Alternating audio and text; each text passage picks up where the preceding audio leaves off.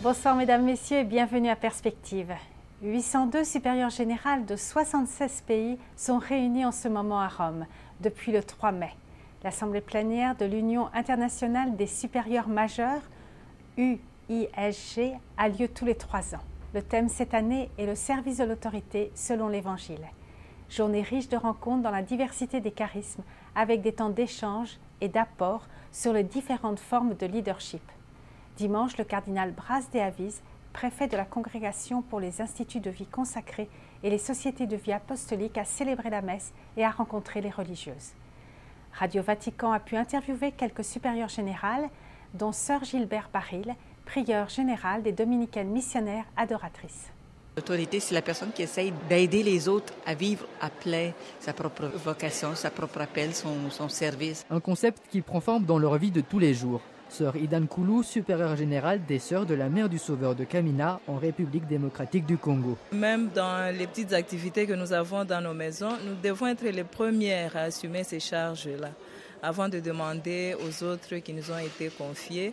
Donc, de par notre fonction, nous devons être exemples pour ceux qui nous suivent. Donc, c'est dans ce sens-là, nous sommes au service des autres. Un exemple bien concret du service de l'autorité est venu animer l'Assemblée des 800 supérieures générales, le cas de ces religieuses américaines, membres de la Leadership Conference of Women Religious. On leur reproche des entorses à la doctrine.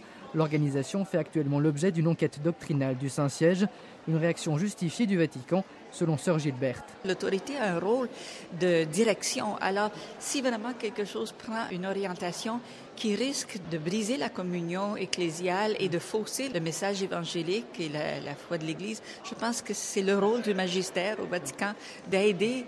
Il faut que ça soit vu comme une aide et non pas comme un écrasement. Il y a un dialogue qui est nécessaire constamment. L'exemple à suivre, c'est aujourd'hui la figure suprême de l'Église. Le pape François est en train de nous donner un bon exemple.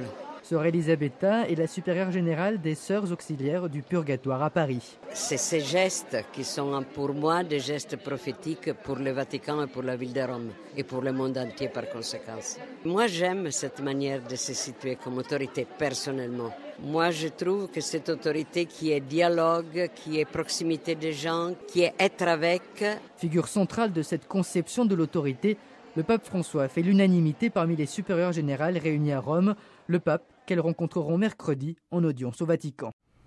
Le Saint-Siège a publié un communiqué ce matin concernant l'évaluation doctrinale de la LCWR aux États-Unis. Monseigneur Gerhard Müller, préfet de la Congrégation pour la doctrine de la foi, et le cardinal Bras de Aviz ont confirmé leur travail commun dans le projet du renouveau de la vie religieuse et sur l'évaluation doctrinale de la LCWR en accord avec la volonté du Saint-Père. Ils ont réaffirmé que c'est de la foi de l'Église que découlent les vœux religieux, motivant la passion pour la justice de tant de religieux et religieuses, se traduisant dans des actes de charité en faveur des plus pauvres. Et direction Rio, le programme du pape François est connu. Voici les grandes étapes. Arrivé à Rio le 22 juillet vers 16h, il sera accueilli par le chef d'État brésilien.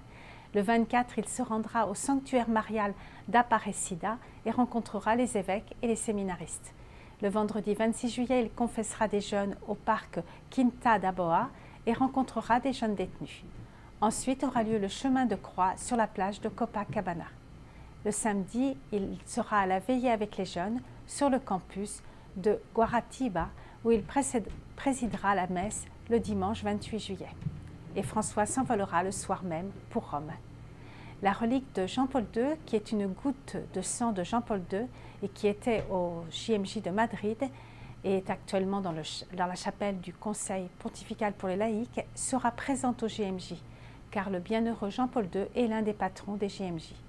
Pour en savoir plus sur les JMJ de Rio, voir le site rio2013.com. Merci d'avoir été des nôtres. À la prochaine.